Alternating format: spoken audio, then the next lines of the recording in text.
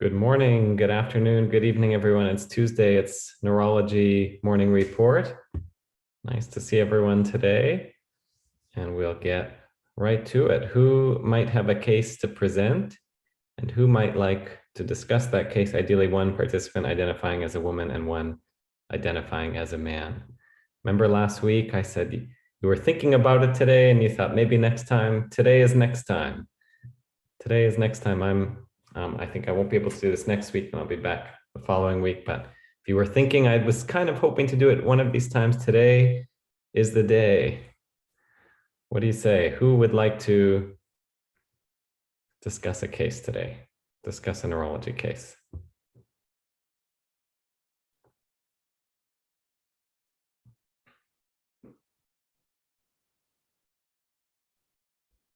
Who would like to discuss a case? It's so much fun.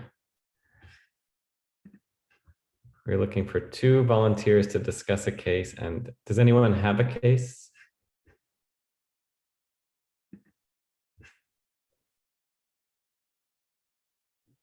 Okay, we'll help you out. We have a case. I don't have a case. That wouldn't be fair. Gabriella has a case.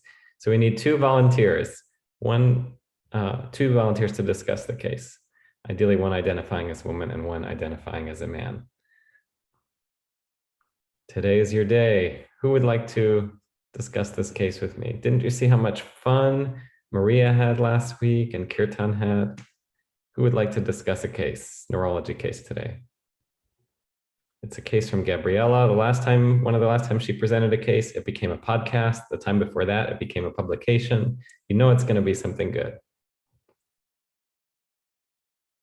You might be thinking, well, it's neurology. Maybe if it was hyponatremia, I would do it. But it's fun. We'll walk you through it. It'll be fun and safe space to learn and ask questions. You might be thinking, well, English isn't my first language. We have Spanish, Portuguese, French, many other languages spoken here to help you be able to communicate what you need and understand what you need to. Would anyone like to volunteer? Should I lie and say I have a meeting like last time at 10 and we have to get started right away? But that actually didn't work either.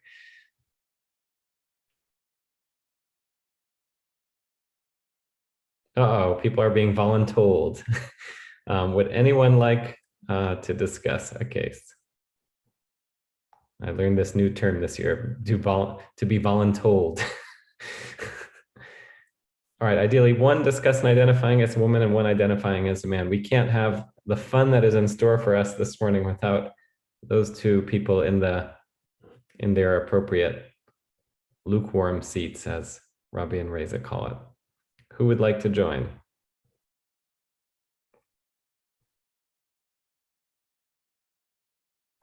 Yeah, I know, Kirtan, but we're past 5 minutes now. We're at 6 minutes. 6 more minutes of teaching points. Hans, yes, we would love to have you discuss. Fantastic, thank you. And who would like to discuss with Hans? Hans has broken the ice. I've seen him there almost every neurology morning report, and he is going to be discussing today. So you will have good company. Even if this is your first morning report, you'll be in good company with Hans. Who would like to discuss with Hans? Ideally, someone identifying as a woman if possible, but not required, as we are now past the 7-minute mark. We'll take what we can. Whoever would like to volunteer. All right, we'll play the game of Gabriella and Hans. Why don't you introduce yourselves, tell us where you are joining us from, and hopefully a 3rd person will be inspired. Hi, everyone. Don't be afraid, volunteer to discuss with us. It's very fun. I'm Gabriella and I'm from Brazil. I finished my residency in neurology and it's so much fun to be here and learning again with you. Thank you, Gabriella. And Hans? Yes, my name is Hans and I'm presently clinical skills facilitator at Ross. And I have the privilege of looking after my mom right now while we are still online. So, but of course, I don't have all the skills and knowledge of Gabrielle. So I hope I won't embarrass myself. No, for sure. We're happy to have you, Hans. That's great. Okay, we have 1, 2. We just need 3. Who would like to discuss with Hans, Gabrielle, and myself? Come on, you're thinking of writing it in the chat. I'll do it. Go ahead. You wrote it. You're wondering if you should click send. Go ahead, do it. Come on, somebody.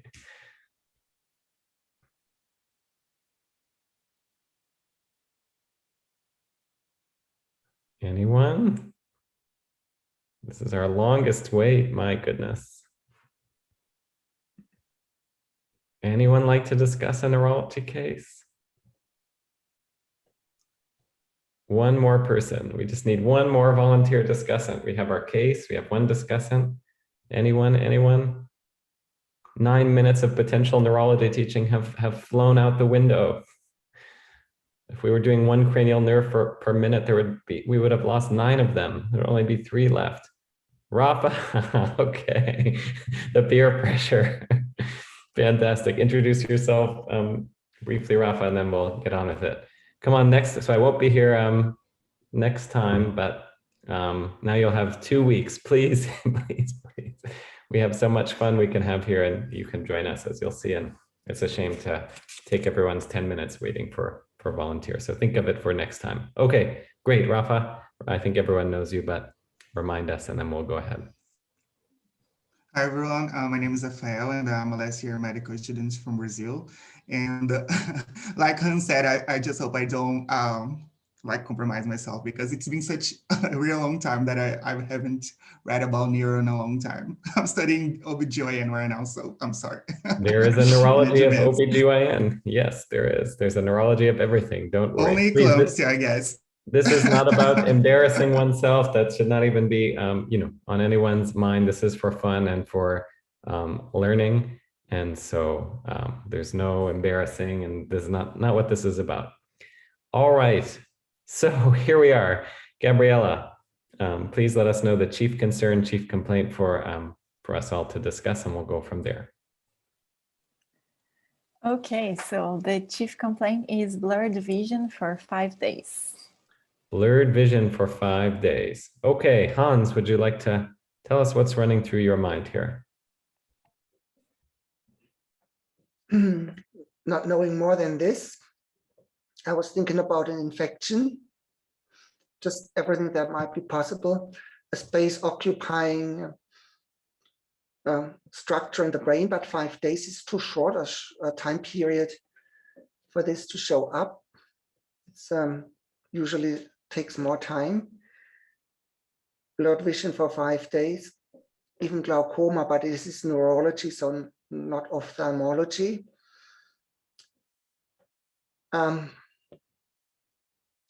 Maybe a stroke or ischemia in the brain, more like the occipital area. Maybe the patient has also difficulty with equilibrium or dizziness. Yeah, I think that's the main things that come to my mind at this point. So an infection with a big question mark, a space occupying tumor, then metabolic imbalance, maybe hyper, something like this. Okay, now I hand the mic over to Rafa, what he thinks. Great start there, Hans. So as you know, I like to think about the localization and the time course, and we can talk about possible localizations of blurred vision. And you picked up on the time course, which is great. So you made the interesting point, right? This has been going for 5 days. So if that's really the true, start and evolution, that's probably too short for something like a tumor. You mentioned a mass lesion like a tumor in the brain or compressing the optic nerve. Although sometimes we say things are pseudo-acute, right? That there's been something there for a long time, and then it sort of hits a tipping point and it looks acute, but maybe something was there in the background. We have 2 eyes, right? So if this is a one eye problem, the patient might not notice if they're able to see fine out of the other eye. You said, well, could this be ischemia if it's been evolving for 5 days? Probably not, but you raised the interesting point. What if this happened abruptly 5 days ago? Could it be a ischemic lesion causing something to do with the vision?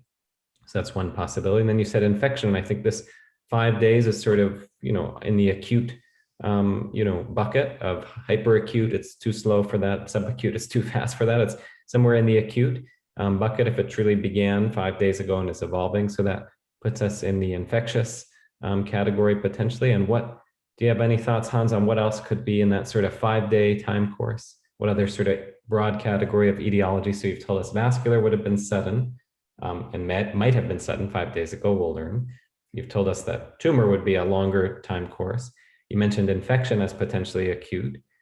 Anything else you would put in that category of sort of acute? Well, looking at the chat, I was thinking maybe even the possibility for an endocrine, anything that might impact the optic tracts. And okay. And of course, it's could be autoimmune as well, but it's usually on and off if you're thinking MS in a younger person, like a demyelinating autoimmune process. Yeah, exactly. So I think you're right. So immune mediated would definitely be for neurology in the sort of acute but not sudden category, infections and inflammatory conditions. And you're right that MS is a chronic disease, but the most common form is characterized by relapses and remissions, and those relapses tend to be acute. So as you said, if we got more information, this was a younger woman, could be a younger man also, but more common in women, we might worry about optic neuritis that could emerge and evolve over this time period in a demyelinating disease. Great. So that's great for the time course. Thank you, Hans. Rafa, any further thoughts on potential etiologies on the time course side, or if you want to think about the blurred vision, localization side, or anything else you'd like to talk about, and then I will fill in. So I actually also thought about Sjogren because it's an autoimmune disease that leads to like arthralgia, dyspareunia, dry mouth, and it can lead to a dry eyes leading to the blurry vision.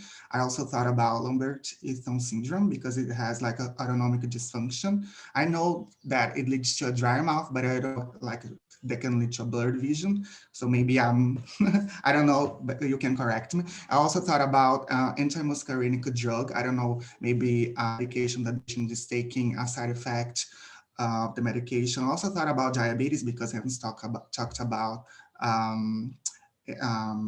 metabolic causes. And finally, I thought about any cause leading to increased intracranial hypertension, so maybe any nausea, any vomiting, I would be interested to see that. Yeah, great thoughts, Rafa. So you started to get at this idea of what do we mean by blurred vision, right? And is this going to end up being an ocular problem or a brain problem? And you mentioned, as should be in every bucket, hyperacute, acute, subacute, and chronic, the possibility of toxic metabolic etiologies such as medications, right? And medications that could cause something with the pupil, for example. Stories of patients putting a scopolamine patch on a cruise. I've heard many stories like this, and they touch it, and then they rub their eye, and that pupil becomes dilated, and there's some doctor on the cruise and sees it and says, it's a blown pupil. We have to bring the boat to the nearest island and figure out why, and everyone thinks there's a herniation, and it's just scopolamine patch in the eye or nebulizer in the eye, something like that. Great, so great initial discussion. So I think one of the keys here that's on my mind is, what do we mean by blurred vision, right? So patients will say blurred vision, they could mean one of many things. Is the vision truly blurry, like looking underwater? And is that in one eye or both eyes? Because if it's truly blurred, as distinct from double vision, as distinct from a field cut, right? That sort of implies an ocular etiology, although the aura of migraine, people can say it looks like sort of blurry or underwater. It's not always the sparkling lights. But if someone told me in one eye it's blurry and they cover that eye, everything looks fine in that eye, and they cover this eye, something's wrong, then I'm thinking that's an eye problem or optic nerve problem. So we have to think a little bit about what this means. Is it double vision? That would mean there's a misalignment of the eyes, right? So blurred vision means there's some visual deficit. And is that blurred or decreased acuity or both? If there's truly a problem with vision in that eye, right, then we could be in the eye, optic nerve. And then once we get to the chiasm and posteriorly, right, it should be a visual deficit in both eyes. So if we're talking about vision, let's walk through that pathway. We have two eyes. Each eye has an optic nerve. The optic nerves join, some things cross, and then separate again at the optic chiasm, which Hans said is right above the pituitary gland. So pituitary pathology can affect that region of the visual pathway. We have optic tracts, those synapses on the lateral geniculate nucleus, and then give off two optic radiations, a superior and inferior optic radiation, which come back to the occipital cortex. And the big picture there, if this becomes relevant, we can get into it, right? But the big picture is that if you have a problem with the eye or the optic nerve, you'll have a visual problem only in that eye, only on that side. Nothing has crossed, nothing like that. And if you cover the bad eye, the good eye will see everything just fine.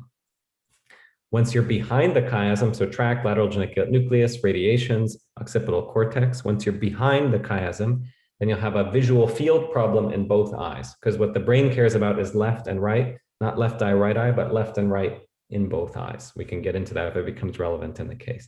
And the chiasm is the unique place where you get this bitemporal hemianopia, but again, a problem in both eyes. In some patients with a visual field cut, so a left homonymous hemianopia, something like that, there we go. Thank you to Reza for making this. So if you have a visual field cut, the patient might say, I'm having trouble seeing in my left eye. They might not say, unless they're a medical student or neurologist or whatever, I have a left visual field cut. It's a problem on the left, and they presume it's the left eye, right? So this is showing us these patterns of, oops, I'm moving my arrow, but you can't see that, that if you have monocular vision loss, you're in the eye and optic nerve. And if you have something that's in both eyes, you're in the chiasm or back. And if it's the same thing in both eyes, you're behind the chiasm, basically. So those are things we'll think about if this turns out to be a visual field problem or a problem in one eye. So in one eye could be ophthalmology or it could be neurology. And if it's neurology, we're thinking of the optic nerve. What if it's double vision? Well, then we're thinking about a different pathway, and that's the pathways that align the eyes. The brain tells the eyes move left or move right through a pathway that goes through the brainstem. And if they can't move left and right together, ooh, I don't think I've seen this one. Or maybe I have, I don't remember. Then yes, we are talking about this sort of thing. This is like an infomercial for CP solver schemas. Robbie, I saw Robbie joining, must be very happy. This is like advertisements for these fantastic schemas. So how can the eyes be misaligned? Either you have a problem in the orbit, there's a mass lesion, something like that, or you have a problem with the extraocular muscles themselves, like thyroid eye disease, where the muscle is actually tight and inflamed, and so the eye can't move in the other direction in one side. You might think it's thyroid eye disease, shouldn't it be everywhere and all the muscles in both eyes, but often it's asymmetric and often presents unilaterally. You could have a problem at the neuromuscular junction. Myasthenia gravis almost always presents with eye stuff, ptosis, diplopia, things like that. Lambert-Eaton, which you mentioned, Rafa, tends actually not to present with eye findings, tends to present with proximal weakness and some dysautonomia, as you mentioned. So, so neuromuscular junction, the muscles, one or more of the ocular motor nerves, meaning 3, 4, or 6 oculomotor trochlear or abducens, or very popular on the boards, right, would be the medial longitudinal fasciculus causing an internuclear ophthalmoplegia, meaning when the patient looks to one side, there's abduction, but no adduction of the other side, because that MLF is connecting the 6th nerve nucleus on one side with the 3rd nerve nucleus on the other side. And if that's out, the patient can't coordinate the conjugate movements of the eye. So if this is diplopia and it's in both, so we have this monocular versus binocular, right? The patient covers one eye and says, I still see double, that's an eye thing, as you see, that's a cornea lens kind of thing. If the patient says, oh, actually my double vision goes away when I cover either eye, then it's a misalignment. And you might say, well, then shouldn't I see that the eyes are pointed in 2 different directions? Not always, it doesn't take much. This is a very subtle, the coordination needs to be really perfect. The eyes need to be perfectly yoked. So even a tiny misalignment that you can't see with your own eyes can cause double vision. And then you're looking at problems from distal to proximal in the orbit, in the muscles, in the neuromuscular junction, in the nerves themselves, in the medial longitudinal fasciculus. And then the 5 days, as we've talked about. So if we now hear that this is blurred vision in one eye, evolving over 5 days, gee, that sounds like optic neuropathy or optic neuritis, presuming Gabrielle is not giving us ophthalmology, or you'll be very disappointed in my ability to discuss that case, right? But A lot of people say if it's an optic nerve thing, it's optic neuritis. Itis is inflammatory. The broad category would be optic neuropathy, and that has a broader differential and reminds us not all of these cases are multiple sclerosis or neuromyelitis optica. You can get infectious optic neuritis, you can get toxic, I should say, I already get infectious optic neuropathy. I guess it would technically be itis. You can get a toxic or metabolic optic neuropathy, etc. So great. So we're going to want to hear in this history, right? Is this in one eye or both eyes? Is it blurred vision, double vision, or some other alteration in vision? And then any associated signs. And of course, we're all waiting for the age. We said if it's a young person, particularly a young woman, we might begin to anchor on optic neuritis and multiple sclerosis. What if it's an older individual in their 70s with blurred vision for 5 days, and it's also localizing to one eye? Does that make anything jump out, Hans or Rafa?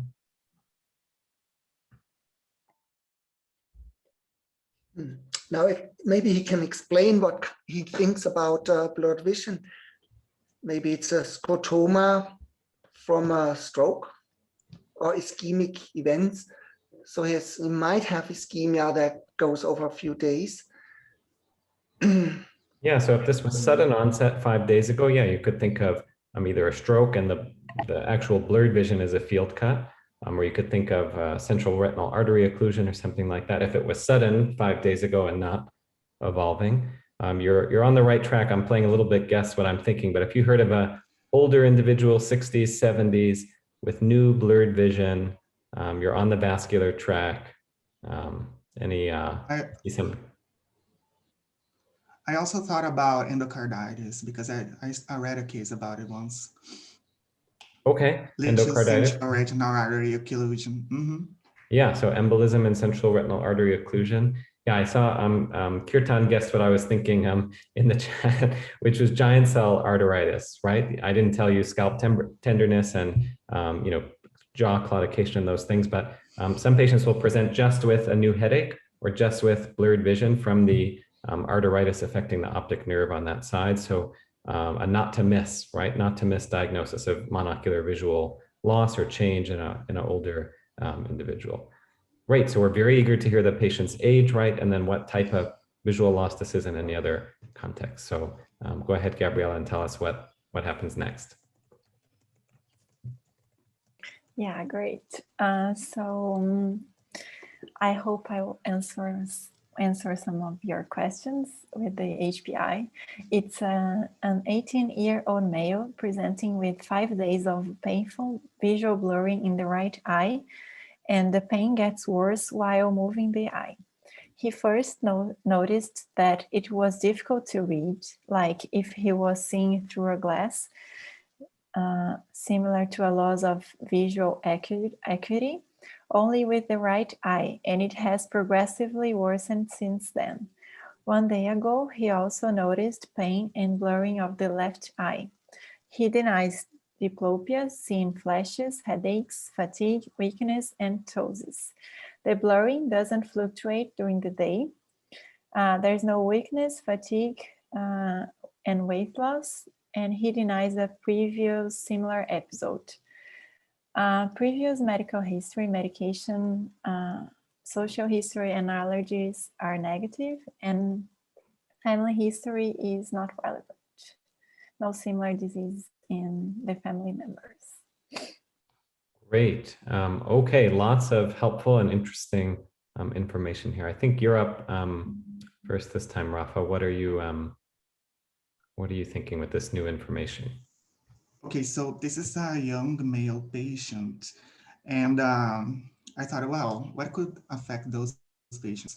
I thought about maybe, I don't know if it starts like that, but uveitis because of an IBD disease like Crohn's, which is common in that age. But also, since this is a young patient, I thought about sexually transmitted diseases, maybe syphilis that could lead to uveitis. But it's painful. So I thought of maybe an ischemic process going on. So maybe an autoimmune disease that I don't think about right now. So those are my thoughts. Yeah, great thoughts. So Yes, pain is important here, right? And I mentioned earlier, first just laying out, is this blurred vision or double vision or a field cut?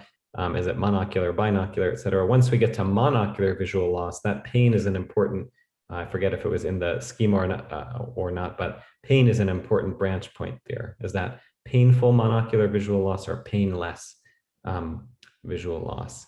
And you're right, if this was uveitis, any itis, right? Giant cell arteritis, itises are painful, right? Glaucoma is very painful. Usually the patients describe halos rather than seeing through a glass.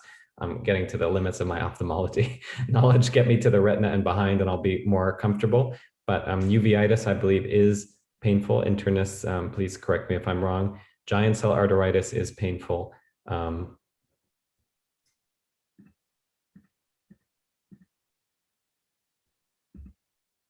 Oops, sorry, I was booted off by another clinical problem solvers account login, I think. So I was saying that painful versus painless. Vascular causes, with the exception of giant cell arteritis, are usually painless. So central retinal artery occlusion, central retinal vein occlusion is my understanding. And another diagnosis, which is on my mind, but not said yet, so I won't say it yet, also tends to be painful. Any other thoughts coming to your mind here, Hans? Yeah, we already mentioned the itis is optic neuritis was coming to my mind. Does he probably have an infection that could cause the blurry vision and the pain, like an preceptor or infection there? And of course, the movement is painful, so that would be almost like an emergency now if it is an infection. But he should show some fever or other signs as well. He doesn't seem to on this one. Yeah, those are great thoughts, Hans. So right. So was thinking through a couple of things. Yeah, so optic neuritis, right? Whenever we hear that, we think multiple sclerosis, but there is a differential to an inflammatory optic neuropathy. So multiple sclerosis, certainly worth thinking about in this young patient, right? And then there are other conditions that can cause optic neuritis that are in this demyelinating family. One of those is Neuromyelitis Optica, and one is the newly described MOG antibody-associated disease, which sort of a carve out of Neuromyelitis Optica and ADEM. So as I've mentioned before, multiple sclerosis, this is a very common disease. We've known about it for a long time. We still don't have an antibody or know exactly how it works. And Neuromyelitis Optica, formerly called, or also called Defect disease, used to be sort of just thought to be opticospinal MS, but then they found a biomarker for it. And once you find a biomarker, you realize actually NMO can sometimes just do the N and not the M or the O, and just begins with brain findings, including the interesting area postrema presentation presenting with nausea, vomiting, hiccups. And that's actually can be a presentation of NMO without O or M. And this MOG condition tends to be, I believe in younger patients, tends to be bilateral optic neuritis, but I haven't seen a case yet. I'm still learning about it. And as you said, Hans, pain would make you think of itis, right? And itis could be inflammatory or infectious. So we've talked about inflammatory etiologies. And then were there any, and then you talked about the particular orbital infections, which would be very concerning here, right? That the patient is having blurred vision because there's compression of the optic nerve locally in the orbit due to some type of cellulitis. And there is I forget if it has an eponym, some type of orbital pseudotumor, also inflammatory process. Is that Tolosa Hunt? No, Tolosa Hunt is in the cavernous sinus, some sort of orbital inflammatory thing. So right, so on my mind, when I heard 18 blurred vision, 5 days, my thinking fast jumped to optic neuritis, and then there's thinking fast and thinking slow. I'd have to pull back and say, well, why is this patient getting optic neuritis? It's not all MS and friends. There are other causes of optic neuritis, but the pain definitely makes us think itis. If this was a toxic metabolic, if the patient, we didn't hear this, but the patient actually has tuberculosis and is getting ethambutol and is developing an optic neuropathy, that's usually painless, so toxic metabolic. Okay, so what else did we hear here that's helpful? There's no redness to the eye. So I saw cavernous sinus thrombosis fly by in the chat. We probably see in conjunctival injection, glaucoma, right? I think a cause of a red eye in addition to a visual problem. And that pain getting worse with movement, you may or may not have heard of this, is a sort of classic sign for optic neuritis, because the optic nerve is inflamed, and presumably, like anything, if you bumped your finger and it was inflamed and you moved it, it would hurt more. So pulling the nerve around can be painful. So that was all fine and well for me until I heard now it's starting to happen on the other side in rapid succession. So sounds like a optic neuritis rather than a primary ocular or orbital process, just based on that there's a visual problem, but no redness of the eye and no swelling or anything, no fever, as Hans said. But now we have the other eye starting to become involved as well. So it's a young man. There wasn't much more to say about the past medical history. We're about to hear about the physical exam. So Rafa or Hans, what are the things you're going to look for here? We've sort of converged on this idea that this is an optic neuropathy at least, and probably an optic neuritis given the pain. And what should we look for on the exam to try to get a sense of whether our hypothesis is correct? I just wanted to echo. Oh, sorry. Sorry. Go ahead, Hans, please. Okay. I mean, that's almost like very evident. So in our physical exam, when we do HEENT, we do a thorough fundoscopic exam and want to have a look at the optic nerve and whether we can see anything there.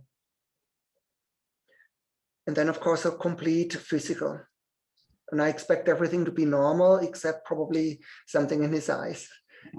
Yeah, it's good. It's good to, of course, do the complete neuro exam and complete physical exam, but it's also important to go in with a hypothesis. So we're either know we're on the right track, or we get a surprise and we pause and think how we're going to integrate that information. So you're right, we're definitely going to need to look at this patient's fundus. And if this patient has optic neuritis, what might you see back there, Hans? I hope I'm correct, but can we see some edema or swelling of the optic nerve? So an enlargement of the disc?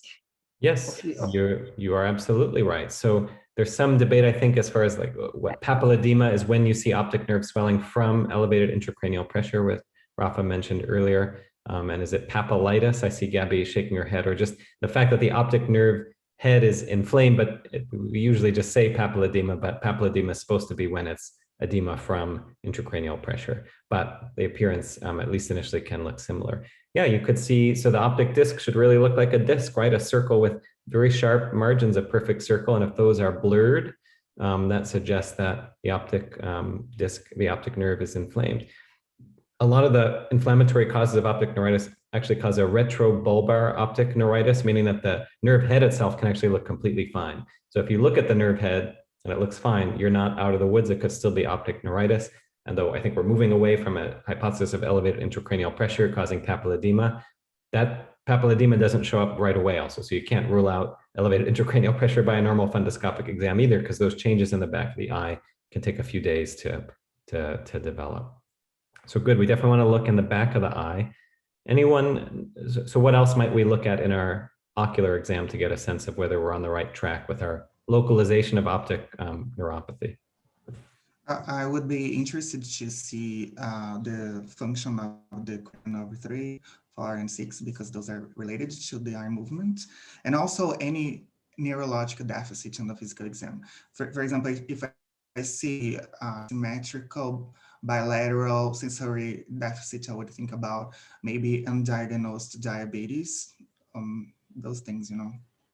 Yeah, great. So cranial nerves 3, 4, and 6 control, for the most part, eye movements, right? So if one of those was affected, we would probably be more likely to hear about double vision, although maybe we'll see on the exam that the eyes are actually pointing in different directions and the patient has used blurred for double. And you're right, if we saw an isolated cranial nerve 3 palsy on one side, usually sparing the pupil, we can get into that if it's relevant, isolated cranial nerve 4 on one side, isolated cranial nerve 6, one of the most common ways to get any of those in isolation would be diabetes, as you said, with a diabetic, presumably microvascular injury, sort of a stroke of cranial nerve 3, 4, or 6. And so if this patient has undiagnosed diabetes, they're quite young, presumably undiagnosed type 1, then we might see some changes in the nervous system elsewhere, for example, a lint-dependent symmetric neuropathy.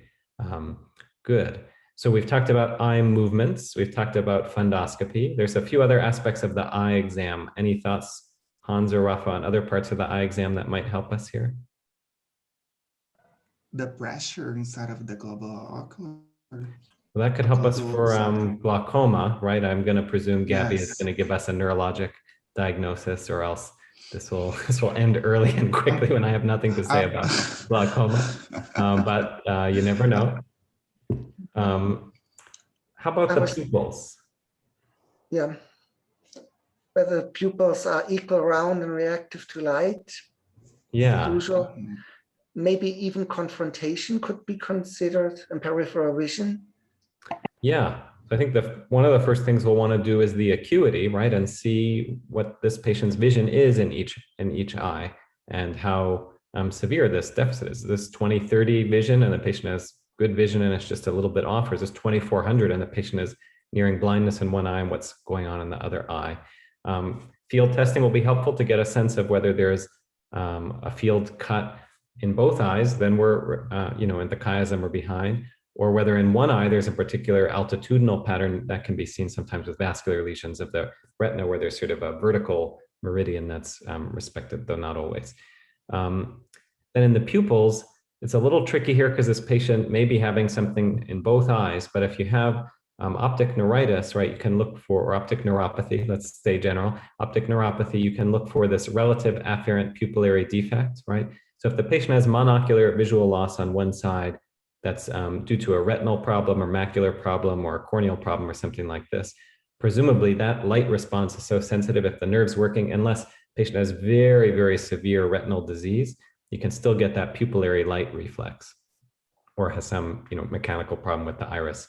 But barring that, if the eye is okay and the nerve is the problem, when you shine light in that cranial nerve 2, right, that light goes back through 2 to the midbrain, to the pretectal nuclei, and then goes bilaterally to the Edinger-Westphal nuclei, which are the subnuclei of cranial nerve 3 responsible for parasympathetic innervation of the eye for pupillary constriction, right? So if I shine light in the patient's left eye, what should happen is cranial nerve 2 should take that back to the midbrain, some stuff happens with nuclei, and then it comes out through both cranial nerve 3 so that both pupils constrict. So if you shine light in the left eye, again, the eyes want to be completely symmetric all the time. Both eyes are going to constrict if 2 and both 3s are working. You move that light over to the other side. If the right 2 is working, light goes back through the right 2, signal comes out through both 3 to constrict both pupils. What happens, let's pretend the right eye is going to be okay in this, the left eye is going to be okay in this patient. We heard that it's already starting in that side, but if the left eye is okay and the right eye has an optic neuropathy, we shine light in the left eye.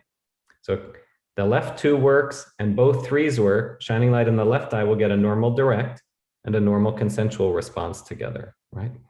But what happens if we shine light in that right eye and there's an optic neuropathy, cranial nerve 2 is not working? So we shine light in that right eye, it never gets back. So neither eye is going to constrict. Doesn't matter that the 3s work, right? The signal never made it back to the brain. So this is where you get the swinging flashlight test, or what's called a relative afferent pupillary defect, or a Marcus gun pupil is the eponym. So in this patient, if I shine light in the right eye, neither eye constricts, okay? Then I move the flashlight to the left eye, both pupils constrict because both 3s are working and this 2 is working. Then when I swing back to the right eye, it looks like the light made the pupil dilate. It didn't make the pupil dilate. That eye didn't see the light, and so it just came back to normal. So that's called a relative afferent pupillary defect, and that's a sign of an optic neuropathy. Now, if the patient has bilateral optic neuropathies, the relative part of this gets confusing, and we might not be able to get any reaction or a very sluggish or mild reaction. But the pupils, I think, will be helpful to us here, although a little bit tricky if the patient really has severe visual loss. But that's why doing the acuity in both eyes. The acuity first is going to help us, because if the right eye is at 2200 and the left eye is at 2040 or something, we should still get a good light response in that left eye, right? And we might see this relative afferent pupillary defect, aka Marcus gun pupil, which is characteristic of optic neuropathy, though can be seen with things further back in the pathway as well, for reasons we won't dive deeply into today. So we're very interested in the eyes, and as Hans and Rafa both said, we still want to see everything else, right, and make sure there's no other clues. If this patient has multiple sclerosis, this could be the first presentation. But it's possible the patient felt their leg was numb for a few weeks, a year or two ago, and thought they slept funny on it and nothing happened. But maybe when we go to examine them, there's a sensory deficit, or there's a Babinski or a brisk reflex showing there may have been a subclinical or sub-important to the patient prior demyelinating event. If there's nothing, this may be a first, but I think that's what we'll want to see. And if it's really just the eyes and then it's an optic neuropathy or bilateral optic neuropathies, we can talk about the differential diagnosis for that. Okay, Gabriela, tell us what you found on the exam. Okay, so the vitals, temperature was 36.5, heart rate was 80, blood pressure was 110/70, SpO2 was 98%, and respiratory rate was 14. The general exam, he was well appearing. The eye was not red, and he had no proptosis or ptosis. The neuro exam, everything was normal, excepting for what I'm going to say about the cranial nerve. So regarding the optic nerve, doing the visual acuity with the Snellen chart, he can count fingers with the right eye, and his vision is 20 to 50 in the left eye. The Ishihara test, which we used to test the color vision, he was unable to identify anything with the right eye, and with the left eye, he could see the color less intense. Fundoscopy was normal, visual fields were normal, and he had a sluggish pupillary reaction with bilateral relative afferent pupillary defect. No refractive error was found, and the remaining of the cranial nerve exam and the neuro exam was normal. Great, great description. Yeah, and Rafa or Hans, do you know what the Ishihara color plates are that Gabriela mentioned? You've probably done them at the eye doctor and might not know the name. Do you know what these are? I don't know who Ishihara was, but this is that where it has like a lot of little green and orange dots, and it asks you where the number is, and you trace with your finger the number 3. It's orange with the green background. It's a test for color blindness in children, because those green and orange tints, that test, as you go further back, the hues get closer and closer together. It's a subtle test of your color vision. And in a situation like this, it's a test of the really of the optic nerve, right? Well, color is a little complicated. Obviously, color, the brain is figuring that out, but in this context of it's just another test of optic nerve function. And Gabriela, did you say the left eye was 20/50 or 20/250? I don't know how to say in English, but yeah, but Maria got it right. It's correct there. Okay, great. How do you say that? 20/50? Yeah, 20/50. We don't say the 2. Okay, so I just wanted to make sure it wasn't 20/250. Great. Okay, Rafa or Hans, we've been going back and forth, so fine with either of you telling us how you would interpret this physical exam.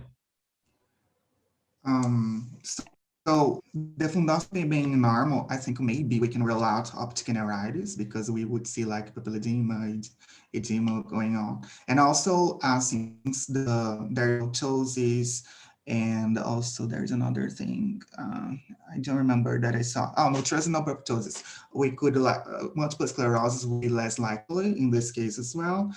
But I thought about, I don't know if it's like a step 1 thing that we'll learn about retinitis pigmentosa, which to progressive vision loss, including loss of the cone and the rod, sorry. So it could explain like the color blindness that this patient has going on, and also to constricted visual field.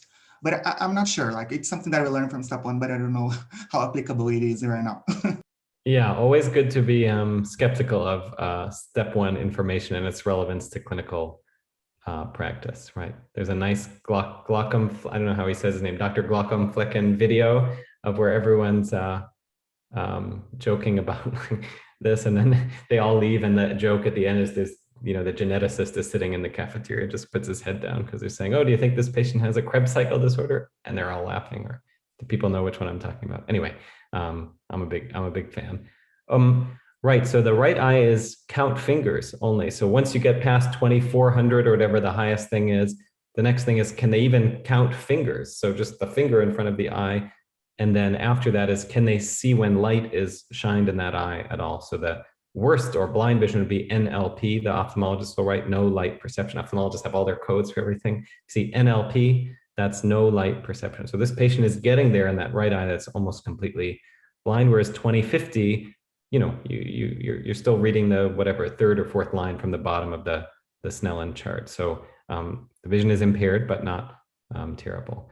So to your point, Rafa, you said, well, we ruled out optic neuritis because the optic nerve head on fundoscopy looked okay. Turns out the optic nerve is long, right? It goes all the way back to the chiasm, not that long, but long. And you can get inflammation of the optic nerve that's retrobulbar, meaning behind the eye, where the optic nerve head will still look okay on fundoscopy.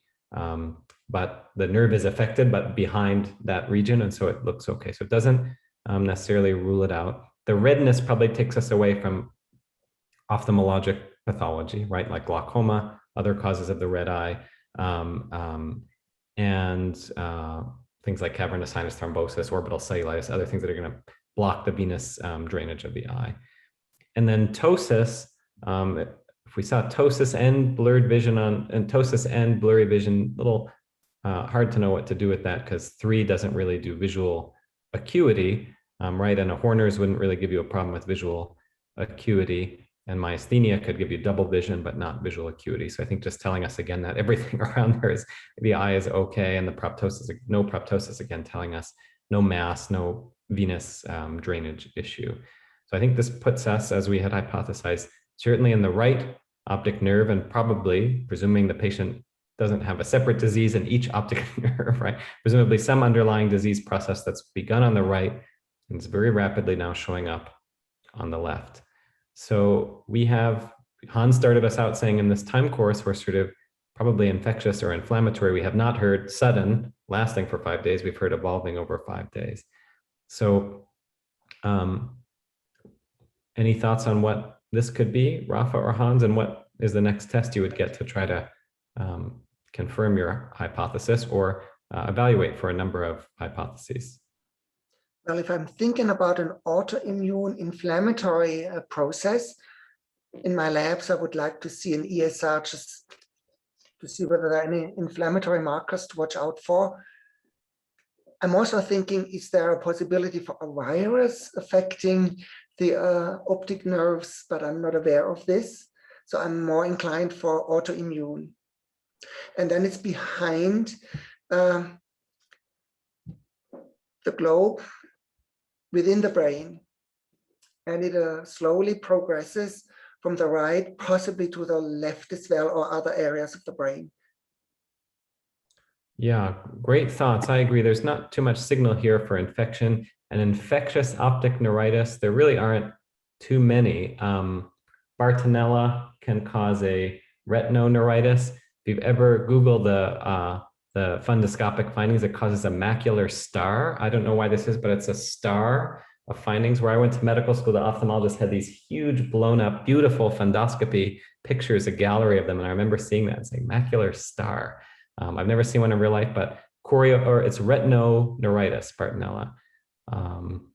But we have Valeria, who's a budding neuroinfectious disease doctor, giving us some other things here. Lyme disease can do anything, and optic neuritis would be pretty rare.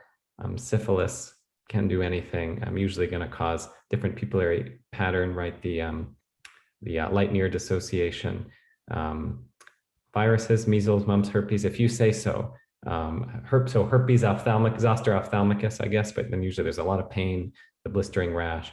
Not too many infectious optic neuritis that I'm aware of. And so more common, I think you're right, Hans, would be inflammatory. Remember, the optic nerve and the retina is actually part of the central nervous system. All the other cranial nerves are peripheral nerves. So Maria gave us a case last time or a few times ago, right, of a Guillain-Barré syndrome with all these cranial neuropathies. Don't forget the cranial nerves are peripheral nerves also, except cranial nerve 2, which, remember, the eyes kind of come out of the brain in development.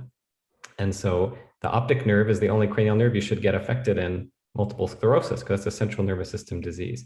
You can get, for gourmet neurologists in the audience, you can get a trigeminal neuralgia, and you might say, how isn't the trigeminal peripheral? But it's actually a demyelinating lesion at the entry zone in the brainstem, not the nerve itself. Anyway, that's not related to this case, but just for fun.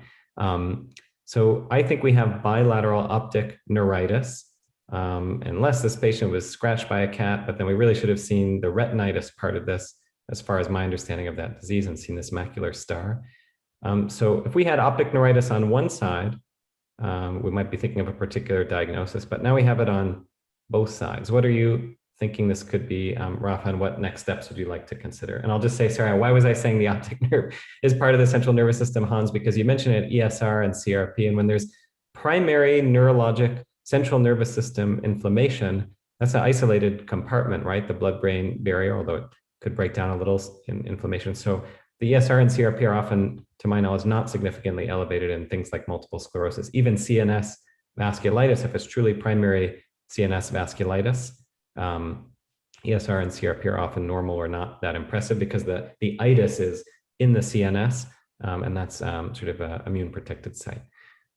Okay, what's on your mind, Rafa? And then we'll get some data and finish off. I would like to check like just some serology tests, especially thinking about infectious GGX for optic neuritis. But also I would like to see the immune status of the patient because it can broaden our category of infections. You know, for example, if this patient had an undiagnosed HIV, we could think about CMV also leading to the neuritis, which is not common in immunocompetent patients. Yeah, great thought. Hans mentioned viruses affecting the optic nerves, and I wasn't thinking of that, but the optic nerve is derived from the cells of the retina, right? And you're right, in a patient with HIV, these are usually very sick, very advanced, right? CD4 count less than 50. You can get a CMV retinitis. Those patients can also get CMV encephalitis, colitis, sometimes a CMV radiculitis. Often these can co-occur. But yeah, presuming this person is healthy, at a first pass, if you gave me all of this on the right and the left eye was still okay, this age group, optic neuritis is what this sounds like. I would be thinking about a first presentation of multiple sclerosis.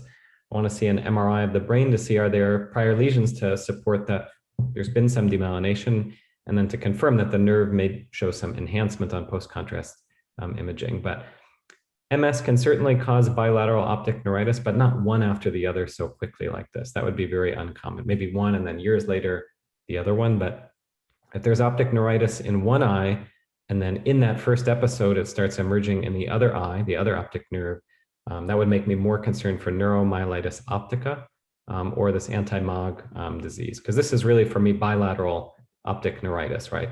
Because these are really happening as part of one epoch, one episode.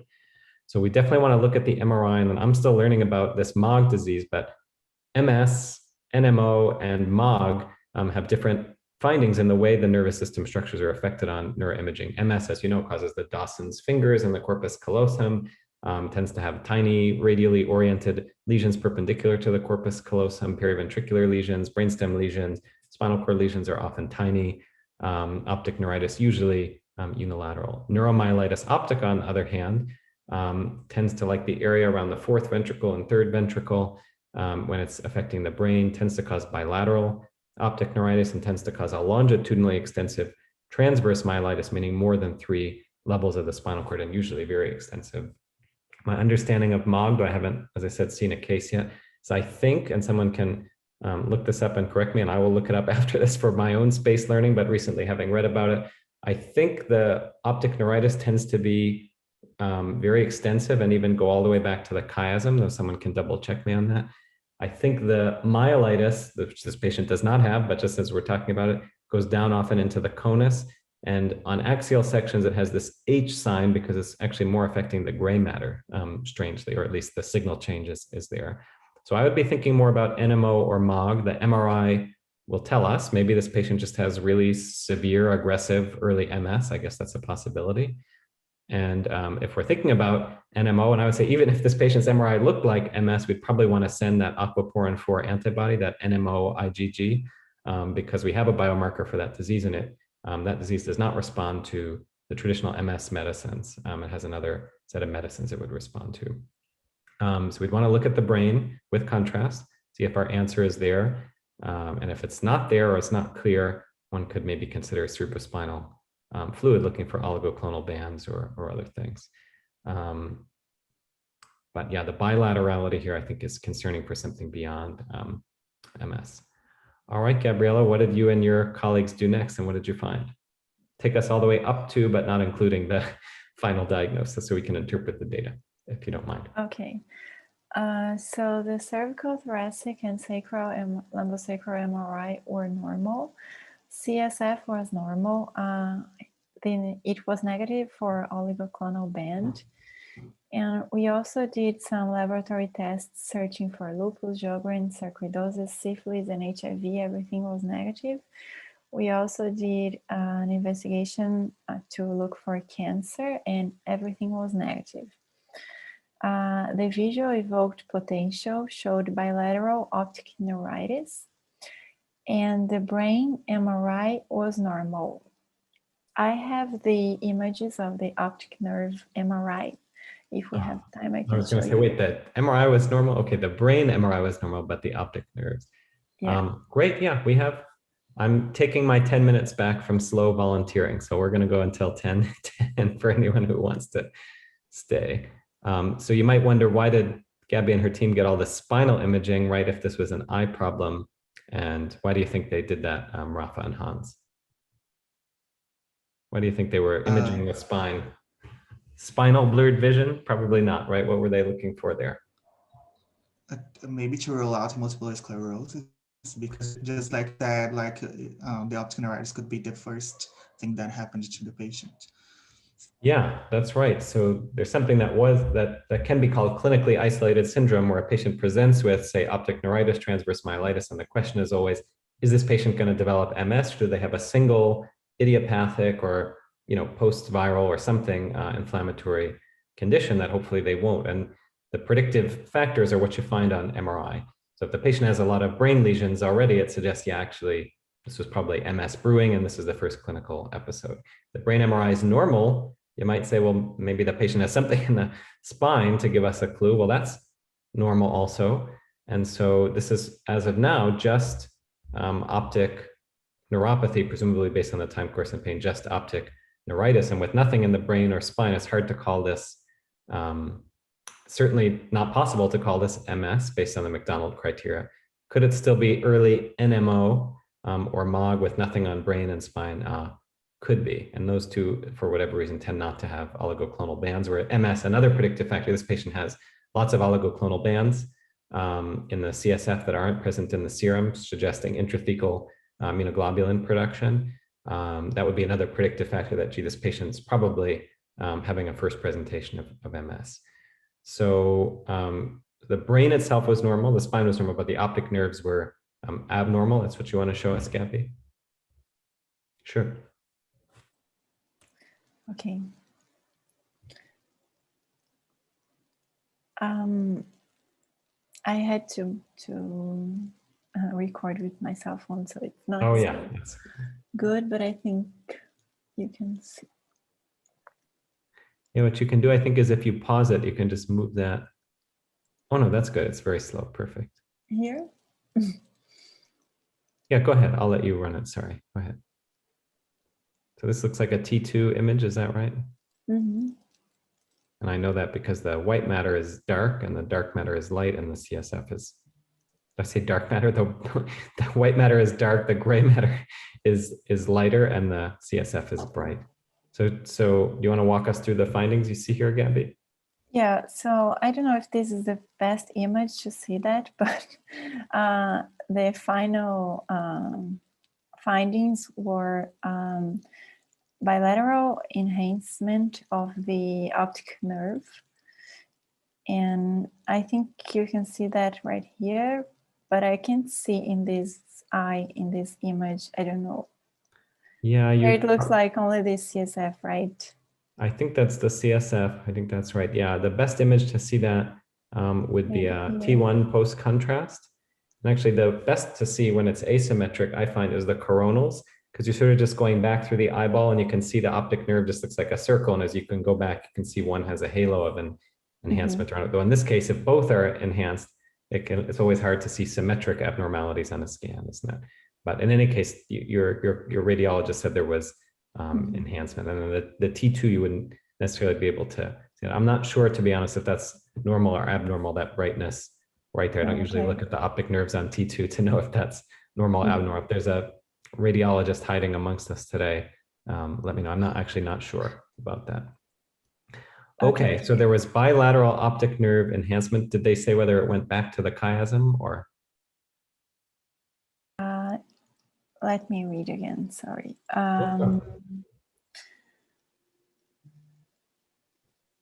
I don't have this information. No problem. But the fundoscopy was normal, seen by the ophthalmologist, so. Okay, so our clinical hypotheses were correct from the history and the exam that this is bilateral optic neuropathy first and itis, it's enhancing. Why do we get enhancement of structures? Well, either there's the enhancement is the contrast in the blood vessels, right? Or the blood-brain barrier has opened and the contrast is coming out. So this is bilateral optic neuritis. So for me, the next test I would send would be an NMO antibody.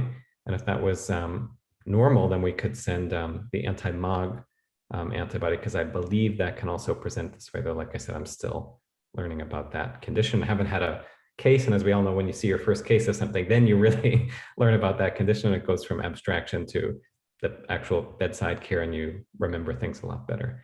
So I probably would have sent an NMO antibody, the alcoporin 4 antibody. And if that was negative and MOG was negative, we might call this idiopathic, but gee, idiopathic bilateral optic neuritis, I would be worried. And Gabby did mention looking for cancer. You can get a paraneoplastic retinitis. I don't know about optic neuritis. Maybe I think the antibody is it CRIMP5 or CRIMP2, one of these CR something. I've never seen it. Collapsin, anti-collapsin 2, something like this is the retina. Anyway, I've never seen it. There's a million antibodies. I can't keep up with those. But there is a paraneoplastic retinitis. Usually it would be bilateral, I believe, pretty fulminant. And this patient would be pretty young to have cancer in a paraneoplastic syndrome. But this morning report, anything could happen. Okay, what did you do next, Gabby? And was this NMO or not NMO? Yeah, so actually in our hospital, unfortunately, we can't measure the aquaporin 2 and 4 and the MOG antibody.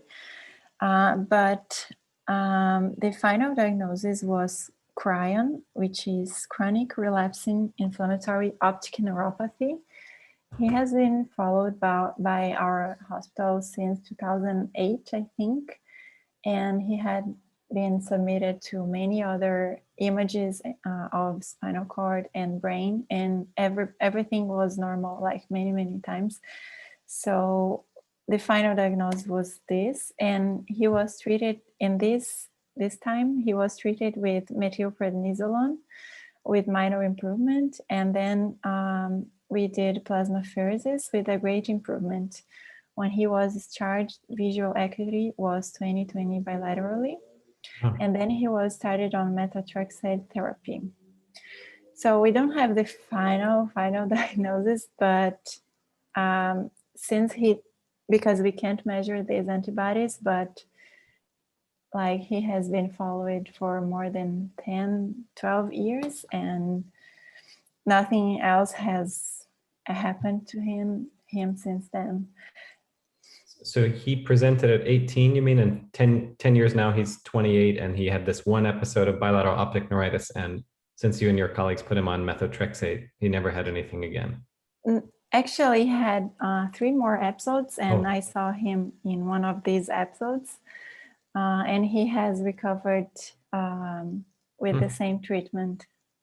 So 4 times since then, with the same presenting symptoms. I see. So he's had bilateral or unilateral optic neuritis many times over 10 years. Yeah, I see. And nothing else.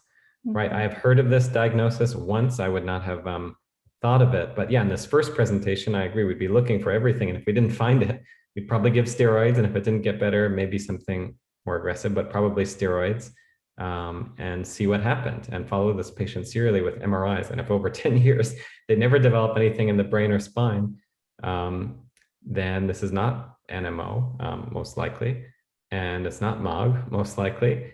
And so what is it? It's chronic, it's relapsing, it's inflammatory, and it's optic neuritis. So somebody put a clever acronym on it. I think that makes sense for this case, and it's responded to immunosuppressive therapy. Interesting. Wow. Well, very cool case.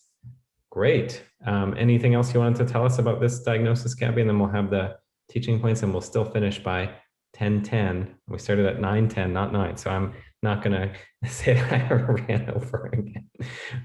Anything else you wanted to tell us about this uncommon diagnosis, Gabby? Yeah, I just wanted to add, like, as you said, it's very, very rare. And I am not sure if this is the final diagnosis because we can't measure the other things, but we have in our favor that he has having only the same symptoms only 3 or 4 times since then, and no imaging was showing any other lesions. So, but I'm not sure, but I thought it was a good case for us to discuss, even though. And this diagnosis, it's very, very rare. And to final diagnose it, you have to exclude other causes of infections and inflammation in the optic nerves, and also autoimmune disease and cancer, like what we did in the first time. And the treatment involved chronic immunosuppression, like he is under. That's it. Great. Right. So, I think this shows that, as Maria just said, the power of the history and examine. You can't just send everyone's blood to Mayo and see what they have, right? Or do a scan here. We didn't find anything that we didn't already know, that the history of acute, unilateral, and then bilateral painful visual loss with these physical exam findings told us we were in the optic nerve, we had optic neuritis, and then that has a differential, infectious versus inflammatory, with inflammatory sort of top of the list. And you're right, as a first pass, this could have been the first presentation of NMO, but antibodies are not. If this patient never had any N and never had any M, either clinically or on his scans, right, then this is a process specific to the optic nerves, and that relapsing aspect. Good for you and your team for knowing about this extremely rare diagnosis and being able to help this patient with the appropriate therapy, because there would be no way to prove it, right? All you did was disprove other causes of optic neuritis. Phenomenal. Fascinating case. And as you said, even without a final diagnosis, though, I think this is right. It's just a description. Cryon.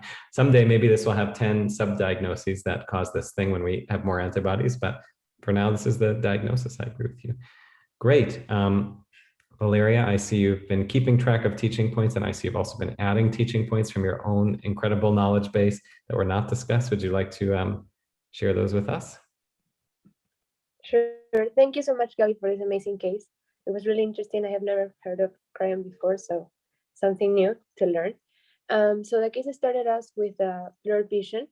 And so the first question was if this was truly blurry vision, like looking underwater, or which would suggest something before the chiasm, and if it was unilateral or bilateral, or if this was actually diplopia, in which case we would be thinking about misalignment of the eyes. And the schema that Maria showed us mentioned also that the fact that we could rule out or differentiate monocular versus binocular diplopia by closing one eye, in which case a monocular diplopia, the diplopia will persist. And then the question that Aaron always mentions, the fact that we should can approach our neurological differential diagnosis by thinking about localization and time course.